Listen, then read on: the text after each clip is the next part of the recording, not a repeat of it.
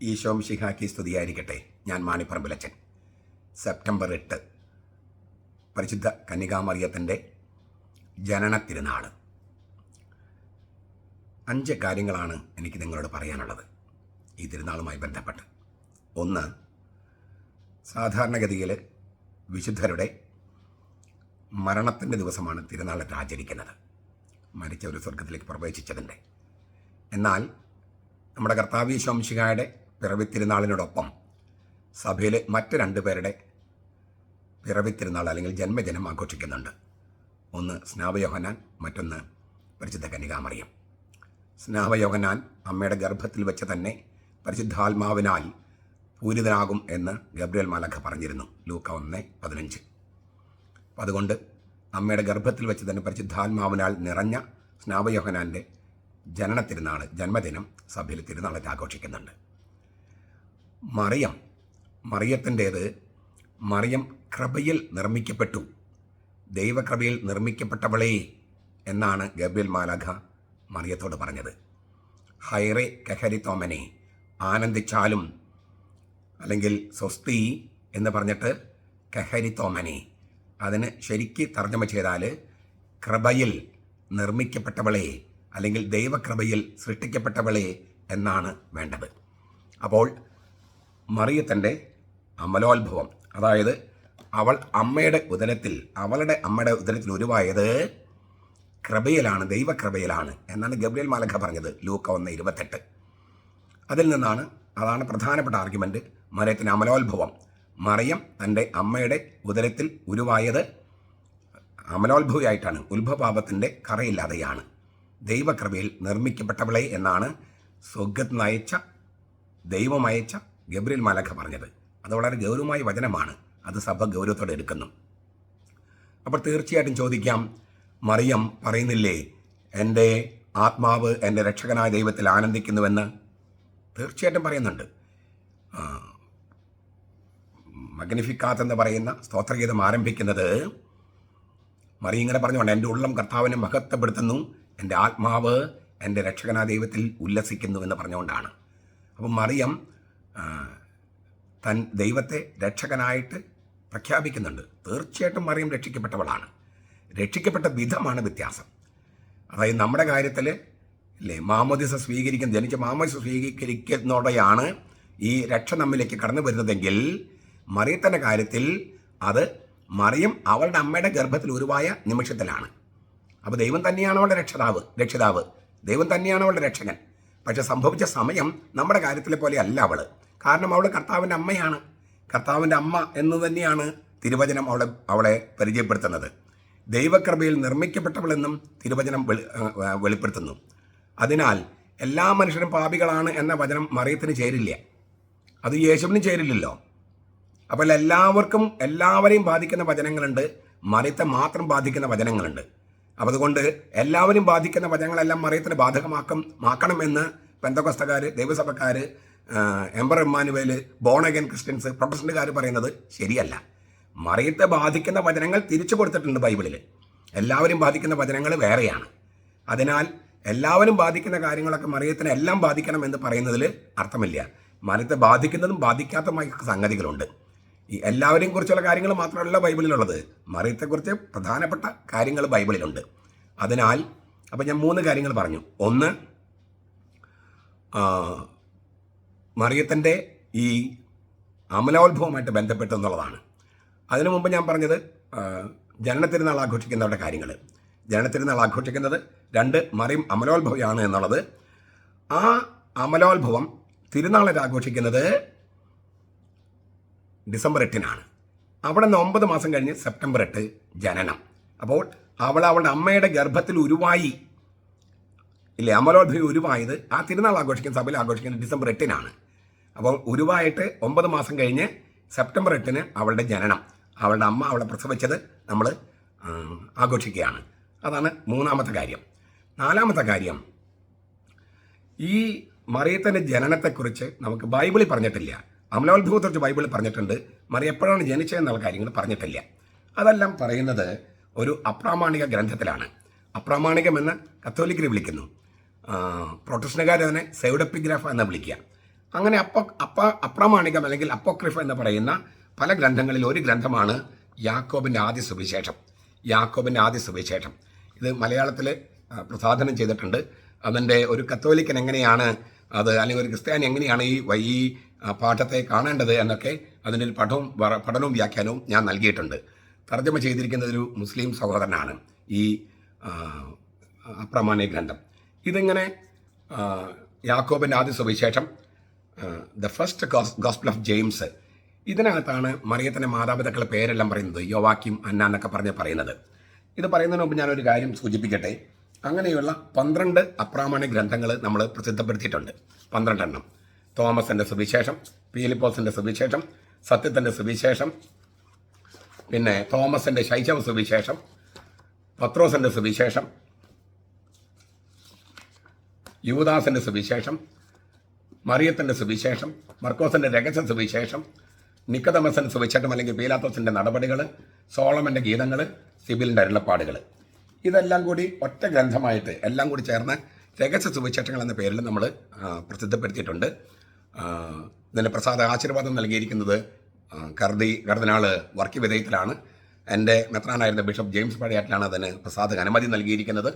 പഠനവും വ്യാഖ്യാനവും ജോസ് മാണിപ്പറമ്പിൽ ഞാൻ പറഞ്ഞല്ലോ, പരിഭാഷ മൂസക്കുട്ടീസ് എന്ന സാറാണ്. പക്ഷെ ഞാൻ ആ പരിഭാഷ അദ്ദേഹം ചെയ്ത പരിഭാഷ താറോമായിട്ട് ചെക്ക് ചെയ്ത് എല്ലാ കാര്യങ്ങളും കറക്റ്റായിട്ടാണ് ചെയ്തിരിക്കുന്നത്. പുസ്തകത്തിന് പലരും കോപ്പികൾ ചോദിക്കുന്നുണ്ട്. കോപ്പികൾ ഇപ്പോൾ ഔട്ട് ഓഫ് സ്റ്റോക്കാണ്. പലരും ചോദിക്കുന്നെങ്കിലും ഇതെല്ലാം കൂടി ഒറ്റയ്ക്കാണെങ്കിലും തിരിച്ച് ഒന്നിച്ചാണെങ്കിലും വലിയ പൈസ വരും. അപ്പോൾ ഒരു 250 കോപ്പികൾക്കെങ്കിലും മുൻകൂറായി ഓർഡർ കിട്ടിയാലേ നമുക്കത് പ്രസിദ്ധപ്പെടുത്താൻ പറ്റും. അന്ന് പ്രസിദ്ധപ്പെടുത്തിയപ്പോൾ, വർഷങ്ങൾക്ക് മുമ്പ് പ്രസിദ്ധപ്പെടുത്തിയപ്പോൾ ഈ ഒറ്റയുള്ള പുസ്തകത്തിന് 790 രൂപയാണ്. ഇപ്പം അതിൻ്റെ ഏകദേശം ഇരട്ടി രൂപയെങ്കിലാകും. അപ്പോൾ ഒരു 10,500 രൂപയോളം ആകും. തിരിച്ചാകുമ്പോൾ ഓരോന്നിനും വില കുറയുമെങ്കിലും അതിൻ്റെ കവർ പേജ് മറ്റതെല്ലാം വരുമ്പോൾ ഇതിനേക്കാൾ കൂടുതൽ പൈസ വരും. അപ്പം അങ്ങനെ ആൾക്കും താല്പര്യം ഉണ്ടെങ്കിൽ, ഇത്രയും വില കൊടുത്ത് താല്പര്യം ഉണ്ടെങ്കിൽ 250 കോപ്പികൾക്കെങ്കിലും ഓർഡർ കിട്ടുകയാണെങ്കിൽ അവർക്ക് ഒരു സ്പെഷ്യൽ ഡിസ്കൗണ്ട് തരാം. ഒരു 40% ഡിസ്കൗണ്ടൊക്കെ തരാം. പ്രൊഡക്ഷൻ കോസ്റ്റിൽ മാത്രമായിട്ട് ഞാൻ തരാം. ബുക്ക് സ്റ്റോറിലേക്കെല്ലാം നമുക്ക് കമ്മീഷൻ കൊടുത്തിട്ടേ കൊടുക്കാൻ പറ്റുള്ളൂ. അപ്പോൾ അങ്ങനെ താല്പര്യം ഉണ്ടെങ്കിൽ നിങ്ങൾ കമൻറ്റ് ബോക്സിൽ ഇടുക. ഞാൻ ആവർത്തിക്കുന്നു, 250 കോപ്പികൾക്കെങ്കിലും ഓർഡർ ഉണ്ടെങ്കിലേ നമുക്കത് ഇറക്കാൻ പറ്റും. ഓരോ പുസ്തകങ്ങളെ ഞാൻ പിന്നീട് പരിചയപ്പെടുത്താം. ഞാൻ വീണ്ടും യാക്കോബിൻ്റെ ആദ്യ സുവിശേഷം എന്നതിലേക്ക് വരികയാണ്. ഈ പുസ്തകത്തെക്കുറിച്ച് ഞാൻ പറയാം. ഇത് രചിക്കപ്പെട്ടത് ക്രിസ്തുവർഷം 150-നും 200-നും ഇടയിലാണ്. ചിലപ്പോൾ 170 എന്നൊക്കെ പറയും, 150-ലും എഴുതപ്പെട്ടിരിക്കാം. അതായത് വളരെ യോഹന്നാൻ്റെ സുവിശേഷമൊക്കെ കാനൻ ഈ പുതിയ നിയമത്തിലേക്ക് സ്വീകരിക്കപ്പെടുന്നത് 200-ലാണ്, ക്രിസ്തുവർഷം 200-ലാണ്. അതിനും വർഷങ്ങൾക്ക് മുമ്പ്, അതായത് യോഹന്നാൻ്റെ സുവിശേഷ സഭയിൽ സ്വീകരിക്കപ്പെടുന്നതിന് മുമ്പ് എഴുതപ്പെട്ടതാണ് ഈ അപ്രാമാണികം. എന്തുകൊണ്ടാണ് അപ്രാമാണികം? ഇതിൻ്റെ പല കാര്യങ്ങളും അതിശയോക്തിയാണ്. കുറച്ച് സത്യമുണ്ട്, എന്നാൽ കുറേ അതിശയോക്തിയുണ്ട്. അതുകൊണ്ടാണ് നമുക്കത് ബൈബിളിലേക്ക് സ്വീകരിക്കാൻ പറ്റാത്തത്. മാത്രമല്ല ഗ്നോസ്റ്റിക് ചിന്താഗതി പലയിടത്തുണ്ട്. ഈ ജ്ഞാനവാദത്തിൻ്റെ പലയിടത്തുണ്ട്, എല്ലായിടത്തൊന്നുമില്ല. അപ്പോൾ വളരെ സൂക്ഷ്മമായി കൈകാര്യം ചെയ്യേണ്ട പുസ്തകമായതുകൊണ്ടാണ് അപ്പോക്രിഫ, ഹിഡൻ ബുക്സ് എന്ന് പറയണേ. ഹിഡൻ ബുക്സ് സഭ അങ്ങനെ അപ്പോക്രിഫ എന്ന് പറയാൻ കാരണം സാധാരണക്കാർ വായിച്ചാൽ പ്രശ്നമുണ്ടാകാം എന്ന് കരുതിയിട്ടാണ്. അതുകൊണ്ടാണ് ഞാൻ ഒരു ക്രിസ്ത്യാനി അല്ലെങ്കിൽ കത്തോലിക്കൻ എങ്ങനെയാണ് ഈ പുസ്തകത്തെ സമീപിക്കേണ്ടതെന്ന് ഒരു പഠനം സഹിതം പ്രസിദ്ധപ്പെടുത്തിയിരിക്കുന്നത്. ആളൊരു ബിബ്ലി അക്കാദമിയാണത് പ്രസിദ്ധപ്പെടുത്തിയിരിക്കുന്നത്. ആ ഗ്രന്ഥത്തിൽ നിന്നാണ് നമുക്ക് മറിയത്തിൻ്റെ ചെറുപ്പകാലത്തെ കുറിച്ചുള്ള കാര്യങ്ങൾ കിട്ടുന്നത്. ഞാൻ ആവർത്തിക്കുകയാണ്, അതിൽ പല കാര്യങ്ങളും അതിശയോക്തിയുണ്ട്. പക്ഷേ അതേസമയം അതിനകത്ത് കുറേ സത്യത്തിൻ്റെ അംശങ്ങളുണ്ട് താനും. അപ്പോൾ അത് നല്ല പണ്ഡിതന്മാരൊക്കെ അത് പഠിച്ച് നമുക്ക് കൃത്യമായിട്ട് വ്യാഖ്യാനിച്ച് തന്നാൽ ഏതാണ് സ്വീകരിക്കാൻ പറ്റുക, ഏതാണ് സ്വീകരിക്കാൻ പറ്റാത്തത് എന്ന കാര്യങ്ങളൊക്കെ നമുക്ക് അതിനകത്ത് കണ്ടെത്താൻ കഴിയും. അതാണ് 4ാമത്തെ കാര്യം എനിക്ക് പറയാനുള്ളത്, മറിയത്തിൻ്റെ ജനനവുമായിട്ട് ബന്ധപ്പെട്ട് 4ാമത്തെ കാര്യം. 5ാമത്തെ കാര്യം, യേശുവിൻ്റെ അമ്മയായ മറിയം. ആ മറിയത്തെ നമ്മുടെ ആത്മീയ അമ്മയായി യേശു തന്നെയാണ് നൽകിയത്, അല്ലേ? യോഹന്നാന്റെ സുവിശേഷം 19-ാം അധ്യായം 25 മുതൽ 27 വരെ വാക്യങ്ങൾ. അവിടെ നമ്മൾ കുരിശിന് താഴെ യേശുവിൻ്റെ അമ്മ അങ്ങനെ പറഞ്ഞിരിക്കുന്നത്, മറിയം എന്നല്ല പറഞ്ഞിരിക്കുന്നത്, യേശുവിൻ്റെ അമ്മ. യോഹന്നാൻ എന്നല്ല പറഞ്ഞിരിക്കുന്നത്, യേശു സ്നേഹിച്ച ശിഷ്യൻ. എൻ്റെ വീഡിയോ കേൾക്കുന്നവരോട് ഞാനൊരു ചോദ്യം ചോദിക്കട്ടെ. യേശു സ്നേഹിക്കാത്ത ശിഷ്യന്മാർ ആരെങ്കിലും ഉണ്ടെങ്കിൽ ഒന്ന് കൈപ്പൊക്കിയേ. യേശു സ്നേഹിക്കാത്ത ശിഷ്യന്മാർ നമ്മളെല്ലാവരും യേശു സ്നേഹിച്ച ശിഷ്യന്മാരാണ്. എല്ലാവരും എന്ന് പറയുന്നത് ഞാൻ ഒരു കുറച്ച് മുമ്പ് ഞാൻ മാറ്റി പറയും. എന്താണെന്ന് പറയാം. നമ്മളൊക്കെ യേശു സ്നേഹിച്ച ശിഷ്യന്മാരാണ്. അപ്പം അന്ന് ചരിത്രത്തിൽ നിന്ന് യോഹന്നാനാണെങ്കിലും യോഹന്നാൻ എന്ന സെബദിയുടെ മകൻ യോഹന്നാൻ എന്ന മട്ടിലല്ല നിൽക്കുന്നത്. യേശു സ്നേഹിച്ച എല്ലാ ശിഷ്യന്മാരുടെയും പ്രതിനിധിയായിട്ടാണ്. അതുകൊണ്ടാണ് പരിശുദ്ധ കന്യകാമറി എന്ന് പറയാതെ യേശുവിൻ്റെ അമ്മ. യേശുവിൻ്റെ അമ്മ യേശു സ്നേഹിച്ച ശിഷ്യൻ. യേശുവിൻ്റെ അമ്മയെ നോക്കിയിട്ട് മകനോട് പറയാണ്, ഇല്ലേ, ഇതാണ് നിൻ്റെ അമ്മ, ഇതാണ് നിൻ്റെ അമ്മ. യേശുവിന്, അതായത് മറിയത്തിന് കൂടാതെ മക്കളുണ്ടായിരുന്നില്ല എന്നതിന് വലിയ തെളിവാണിത്. മറിയത്തിന് യേശുവിനെ കൂടാതെ മക്കൾ ഉണ്ടായിരുന്നെങ്കിൽ എന്തിനാണ് യേശുവിൻ്റെ അമ്മയെ യോഹന്നാനെ ഭരമേൽപ്പിക്കുന്നത്? സെബദിയുടെയും സലോമയുടെയും മകനാണ് യോഹന്നാൻ. അപ്പോൾ ഈ യോഹന്നാനെ അമ്മയെ ഭരമേൽപ്പിക്കേണ്ട കാര്യമുണ്ടോ? പ്രത്യേകിച്ചും ഹീബ്രു പാരമ്പര്യം അനുസരിച്ച് മാതാപിതാക്കളുടെ സംരക്ഷണം മക്കൾ തന്നെ ചെയ്യണം. ഇവിടെ മകൻ മരിക്കുകയാണ്, അപ്പോൾ തൻ്റെ അമ്മയുടെ സംരക്ഷണം യോഹന്നാനെ ഏൽപ്പിക്കുകയാണ്. മറിയത്തിന് യേശുവിൻ്റെ കൂടാതെ മക്കളുണ്ടായിരുന്നില്ല എന്നതിന് വളരെ ശക്തമായ ഒരു ആർഗ്യുമെൻ്റാണിത്. പോട്ടെ, യേശുവിൻ്റെ അമ്മ യേശു സ്നേഹിച്ച ശിഷ്യൻ. യേശുവിൻ്റെ അമ്മയെ യേശു സ്നേഹിച്ച ശിഷ്യന് അമ്മയെ നൽകിക്കൊണ്ട് പറയണം, ഇതാ നിൻ്റെ അമ്മ, ഇതാ നിൻ്റെ അമ്മ.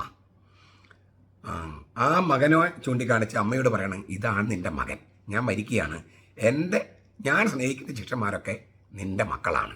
അവിടെ എഴുതിയിരിക്കുകയാണ്, ആ ശിഷ്യൻ അവളെ അവൻ്റെ വീട്ടിൽ സ്വീകരിച്ചു. ശരിക്കും പറഞ്ഞാൽ തർജ്ജമ ചെയ്താൽ അവൻ്റേതായി സ്വീകരിച്ചതാണ്. അവൻ്റേതെന്ന് വെച്ചാൽ അവൻ്റെ സ്വന്തം അമ്മയായി സ്വീകരിച്ചതാണ്. യേശു സ്നേഹിച്ച ശിഷ്യന്മാർ യേശുവിൻ്റെ അമ്മയെ സ്വന്തം അമ്മയായി സ്വീകരിക്കണം. അങ്ങനെ സ്വീകരിക്കാത്തവർ യേശു സ്നേഹിച്ച ശിഷ്യന്മാരല്ല. അപ്പം ഞാൻ പറഞ്ഞു, നമ്മളെല്ലാവരും യേശു സ്നേഹിച്ച ശിഷ്യന്മാരാണെന്ന് പറഞ്ഞു. ഇപ്പം ഞാൻ പറയുകയാണ്, യേശുവിൻ്റെ അമ്മയെ തൻ്റെ അമ്മയായി ആത്മീയ അമ്മയെ സ്വീകരിക്കാത്തവരെല്ലാം യേശു സ്നേഹിക്കാത്ത ശിഷ്യന്മാരാണ്. അവരെ യേശു സ്നേഹിക്കുന്നില്ല. അപ്പോൾ പെന്തക്കോസ്തക്കാർ, ദൈവസഭക്കാർ, എംബറം മാനുവൽ, ബോണഗൻ ക്രിസ്ത്യൻസ്, അങ്ങനെ ഒരുപാട് പേരില്ലേ, അവരെല്ലാം യേശുവിനെ സ്നേഹിക്കപ്പെട്ട ശിഷ്യന്മാരല്ല. കാരണം ഈ തിരുവചനത്തെ അവർ അംഗീകരിക്കുന്നില്ലെന്ന് മാത്രമല്ല, മറിയത്തെ അവർ അവഹേളിച്ചുകൊണ്ടിരിക്കുന്നു, സ്ഥിരമായി അവഹേളിച്ചുകൊണ്ടിരിക്കുന്നു. നിങ്ങൾക്ക് തോന്നുന്നുണ്ടോ യേശു അവരെ സ്നേഹിക്കുമെന്നും? യേശു തീർച്ചയായിട്ടും മാനസാന്തരപ്പെടാൻ ആഗ്രഹിക്കും. പക്ഷേ നിങ്ങളുടെ അമ്മയെ സ്ഥിരമായിട്ട് അപമാനിക്കുന്ന ഒരാളെ നിങ്ങൾക്ക് സ്നേഹിക്കാൻ എളുപ്പമായിരിക്കുമോ? ഇല്ല. യേശുവിൻ്റെ അമ്മയെ പരിശുദ്ധ കന്യാമറിയത്തെ സ്ഥിരമായിട്ട് അവഹേളിച്ച് മുട്ടത്തോട് പോലെയാണ്, മറ്റതാണ്, മറിച്ചതാണെന്ന് പറഞ്ഞ്, ഇങ്ങനെ അവൾ പാപിയാണെന്നും പറഞ്ഞും അമലോത്ഭവം അല്ലെന്നും എന്നെല്ലാം പറഞ്ഞ് ഇങ്ങനെ കുത്തി വേദനിപ്പിച്ചാൽ യേശു അവർ ക്ഷമിക്കുമായിരിക്കാം, പക്ഷെ അവരെ സ്നേഹിക്കുമോ? ഒരു കോർഡിയൽ ബന്ധം ഉണ്ടാകുമോ? ഉണ്ടാകില്ല. അതിനാൽ അവരെത്രയും പെട്ടെന്ന് കത്തോലിക്ക സഭയിലേക്ക് തിരിച്ചു വരികയും മറിയത്തെ സകല തലമുറകളും ഭാഗ്യവതി എന്ന് വാഴ്ത്തുമെന്ന് തിരുവചനം പറയുന്നതനുസരിച്ച് മറിയത്തെ ഭാഗ്യവതി എന്ന് പ്രകീർത്തിക്കും ചെയ്യട്ടെ. അതായിരിക്കട്ടെ ഈ ജന്മദിനത്തിന് മറിയത്തിന് കൊടുക്കാവുന്ന നല്ല സമ്മാനം. ഇന്നലെ ഞാൻ പറഞ്ഞു തിരുവചന ജപമാല. ചിലർക്ക് തെറ്റിദ്ധാരണ വന്നു വേറെ ജപമാലയാണ്. അല്ല, ജോൺ പുള്ളണ്ടമൻ മാർപ്പാപ്പയും ബെനഡിക്ട് മാർപ്പാപ്പയും ആവശ്യപ്പെട്ടതനുസരിച്ചാണ് തിരുവചന ജപമാല തയ്യാറാക്കിയത്. വചനം നിങ്ങൾ സംസാരിക്കട്ടെ എന്ന് പറഞ്ഞ് ഞാൻ പുതിയൊരു ജപമാല ഉണ്ടാക്കുകയല്ല. ചിലർ കമൻ്റ് ഇട്ടു ഇനി വേറെ ജപമാല വരുന്നു. അല്ല, നമ്മുടെ ഇപ്പോഴുള്ള ജപമാലയിൽ ഓരോ രഹസ്യങ്ങൾക്കും ചെറിയ ധ്യാനം കൊടുത്തിരിക്കുകയാണ്. വചനവും ധ്യാനവും പിന്നെ ജപമാലയും അതിനകത്ത് യാതൊരു മാറ്റവും വരുത്തിയിട്ടില്ല. മാത്രമല്ല ഓരോ പ്രാർത്ഥനകളുടെയും ഓരോ സംഗതികളുടെയും തിരുവചനത്തിൽ അടിത്തറ. അത് ലുത്തിനിയയിലെ വാഴ്ത്തുമൊഴിയാകട്ടെ, നന്മ നിറഞ്ഞ മറിയുന്ന പ്രാർത്ഥനയാകട്ടെ, സ്വർഗസ്ഥനായ എല്ലാ പ്രാർത്ഥനകളുടെയും അർത്ഥം ബൈബിൾ രൂപപ്പെട്ടത്. പിന്നെ പാശ്ചാത്യ പൗരത്വ സഭകളിൽ ഈ ലുത്തിനിയ രൂപപ്പെട്ടത്, ഈ മറിയത്തോടുള്ള പ്രാർത്ഥന രൂപപ്പെട്ടതിന് ചരിത്രം മുഴുവൻ. അപ്പോൾ എല്ലാ കത്തോലിക്കരും അല്ലെങ്കിൽ കത്തോലിക്ക പാരമ്പര്യമുള്ളവരും കൈവശമാക്കേണ്ട ഒരു പുസ്തകമാണ് തിരുവചന ജപമാല. ഈ സെപ്റ്റംബർ 8-ന് അതും സ്വന്തമാക്കാനായിട്ട് ഒരല്പം പണം കരുതുക. ഇല്ലെങ്കിൽ സ്വന്തമായിട്ട് പൈസ ഇല്ലെങ്കിൽ ഒരു ഗ്രൂപ്പുകളിൽ വാങ്ങിക്കുക, അല്ലെങ്കിൽ ആരെങ്കിലും സ്പോൺസർമാരെ കണ്ടെത്തുക. അങ്ങനെ എല്ലാവരും വചനത്തിൽ ആറാടി നിന്ന് ജപമാല ചൊല്ലണമെന്നാണ് ഞാൻ പറഞ്ഞത്. പുതിയൊരു ജപമാലയല്ല, മറിച്ച് മാർപ്പാപ്പന്മാർ ആവശ്യപ്പെട്ടതനുസരിച്ച് അതിന് ഡീറ്റെയിൽസ് ഒക്കെ പുസ്തകത്തിൽ എഴുതിയിട്ടുണ്ട്. ഏത് മാർപ്പാപ്പ എങ്ങനെ ഏത് രേഖ വഴി എന്നൊക്കെ കൃത്യമായിട്ട് ഞാൻ എഴുതിയിട്ടുണ്ട്. അല്ലെങ്കിൽ എൻ്റെ മുമ്പത്തെ മരിയൻ ധ്യാനത്തിൽ ഞാൻ ചിലതൊക്കെ സൂചിപ്പിച്ചിട്ടുണ്ട്. അത് കാണുകയോ അല്ലെങ്കിൽ പുസ്തകം വാങ്ങിക്കുക മാത്രമല്ല, ഈ ജപമാല മാസത്തിൽ, ഒക്ടോബറിലെ ജപമാല മാസത്തിൽ ഇത് പരമാവധി പ്രചരിപ്പിക്കാൻ, എല്ലാ ഇടവകളും പ്രചരിപ്പിക്കാൻ, തിരുവചന ജപമാല പ്രചരിപ്പിക്കാൻ പരിശ്രമിക്കും ചെയ്യണമെന്നാണ് ഞാൻ പറഞ്ഞത്. അതായിരിക്കട്ടെ ഈ ജന്മദിനത്തിന് നമ്മുടെ അമ്മയ്ക്ക് കൊടുക്കുന്ന സമ്മാനം. ഇപ്പം ഞാൻ പറഞ്ഞ 5 കാര്യങ്ങൾ മനസ്സിലാന്ന് ഞാൻ വിചാരിക്കണം. 1, ജന്മദിനങ്ങൾ സഭയിൽ ആഘോഷിക്കുന്ന ആരുടെയൊക്കെ. 2, മറിയത്തിൻ്റെ അമലോത്ഭവം. ആ അമലോത്ഭവം, അവൾ അമ്മയുടെ ഉദരത്തിൽ ഉരുവായത് അമലോത്ഭവിയായിട്ട്, അത് നമ്മൾ ആഘോഷിക്കുന്നത് ഡിസംബർ 8-ന്. അതിൽ നിന്ന് സെപ്റ്റംബർ 8-ലേക്ക് 9 മാസം. അതാണ് സെപ്റ്റംബർ 8-ന് മറിയത്തിൻ്റെ ജന്മത്തിരുന്നാൾ. ഈ മറിയത്തിൻ്റെ ജനനത്തെക്കുറിച്ചുള്ള വിവരിക്കുന്ന കാര്യങ്ങൾ, ഈ 4ാമത്തെ കാര്യം പറഞ്ഞതാണ് യാക്കോബിന്റെ ആദ്യ സുവിശേഷം എന്ന ഗ്രന്ഥത്തിൽ. പിന്നെ യേശുവിൻ്റെ അമ്മയെ നമുക്ക് അമ്മയായി നൽകിയിരിക്കുന്നു. അങ്ങനെയുള്ള അവളെ അമ്മയെ സ്വീകരിക്കുന്നവർ മാത്രമാണ് യേശു സ്നേഹിച്ച ശിഷ്യന്മാർ. ഇതാണ് ഈ 5 കാര്യങ്ങൾ ഞാൻ പറഞ്ഞത്. പിന്നെ ജന്മദിന സമ്മാനമായിട്ട് തിരുവചന ജപമാല എന്ന പുസ്തകം, പ്രാർത്ഥന പുസ്തകം പരമാവധി എല്ലാവരും വാങ്ങിക്കണമെന്ന് ഞാൻ ഒരിക്കൽ കൂടി അഭ്യർത്ഥിക്കുകയാണ്. അതായിരിക്കട്ടെ ഇത്തവണ അമ്മയ്ക്ക് നമ്മൾ കൊടുക്കുന്ന 8 നോമ്പിനോട് ചേർന്ന് നമ്മൾ കൊടുക്കുന്ന മറ്റൊരു ത്യാഗം, ഈ പുസ്തകം വാങ്ങിച്ച് പ്രചരിപ്പിക്കാൻ, വാങ്ങിക്കുക മാത്രമല്ല പ്രചരിപ്പിക്കാൻ ഒരു പ്രതിജ്ഞ ഉണ്ടാകട്ടെ. അങ്ങനെ ശരിക്കും നമ്മൾ മറിയത്തെ നമ്മുടെ ആത്മീയ അമ്മയായി സ്വീകരിക്കുകയും ആ അമ്മയെ പരമാവധി മറ്റുള്ളവരുടെ മുമ്പിൽ നല്ല രീതിയിൽ അവതരിപ്പിക്കാനായിട്ട് അവസരം കണ്ടെത്തുകയും അത് ഒരു സുവിശേഷ വേലയാണ്. ആ മകൻ്റെ സുവിശേഷം അമ്മയിലൂടെ പ്രഘോഷിക്കുകയാണ്. മഗ്നിഫിക്കാത്ത പോലും അതാണ്. മറിയത്തിൻ്റെ സുവിശേഷ പ്രഘോഷണമാണ് മറിയത്തിൻ്റെ സ്തോത്രഗീതം അഥവാ മഗ്നിഫിക്കാത്ത്. അവളെ പിന്തുടർന്ന് നമുക്കും ഈ മനോഹരമായിട്ടുള്ള ഒരു മറിയത്തിൻ്റെ ജന്മദിനം ആഘോഷിക്കാൻ പരിശ്രമിക്കാം. എല്ലാവർക്കും നമ്മുടെ ആത്മീയ അമ്മയുടെ പിറവിയുടെ ജന്മദിനത്തിൻ്റെ മംഗളങ്ങൾ ആശംസിക്കുന്നു. നമ്മുടെ കർത്താവ് ഈശോ മിശിഹായുടെ കൃപയും പിതാവായ ദൈവത്തിൻ്റെ സ്നേഹവും പരിശുദ്ധാത്മാവിൻ്റെ സഹവാസവും നാം എല്ലാവരോടും കൂടി ഉണ്ടായിരിക്കട്ടെ, ഇപ്പോഴും എപ്പോഴും എന്നേക്കും. ആമേൻ.